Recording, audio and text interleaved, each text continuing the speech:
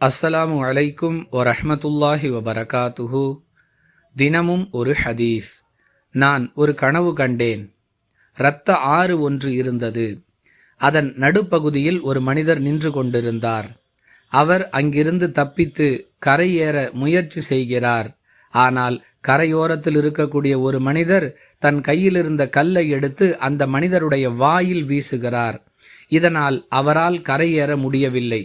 எப்பொழுதெல்லாம் அவர் கரையேற முயற்சி செய்கிறாரோ அப்பொழுதெல்லாம் அவர் மீது கல் எறியப்படுகிறது. இவ்வாறே அவர் தொடர்ந்து வேதனை செய்யப்பட்டு கொண்டே இருக்கிறார். யார் இவர்? எதற்காக இவ்வாறு வேதனை செய்யப்படுகிறார் என்று நான் கேட்டேன். இவர் வட்டியை வாங்கி சாப்பிட்டவர் என்று எனக்கு பதில் சொல்லப்பட்டது என அல்லாஹுவின் தூதர் ஸல்லல்லாஹு அலைஹி வஸல்லம் அவர்கள் கூறியதாக சமூரா பின் ஜுந்தூப் ரதியல்லாஹு அன்ஹு அவர்கள் அறிவிக்கிறார்கள். நூல் புகாரி, ஹதீஸ் எண் 1386.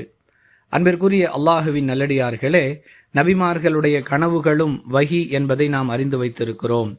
அந்த கனவுகள் மூலமாக அல்லாஹ் நமக்கு சில பாடங்களை கற்றுக் கொடுக்கிறான். அந்த வகையில் யார் வட்டி வாங்கி சாப்பிடுகிறாரோ அவர் மறுமை நாளில் இவ்வாறு வேதனை செய்யப்படுவார் என்று இந்த ஹதீஸ் நமக்கு விளக்குகிறது.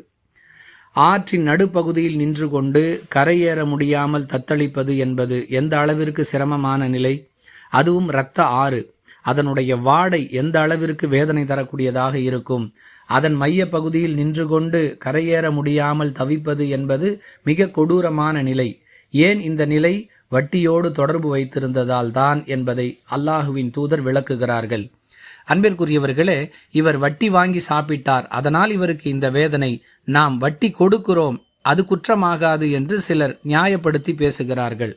அன்பானவர்களே, வட்டி வாங்குபவர், வட்டி கொடுப்பவர், வட்டி கணக்கு எழுதுபவர், வட்டிக்கு சாட்சி போடுபவர் அனைவரையும் அல்லாஹுவின் தூதர் ஸல்லல்லாஹு அலைஹி வஸல்லம் அவர்கள் சபித்துள்ளார்கள் என்பதை பார்க்கிறோம்.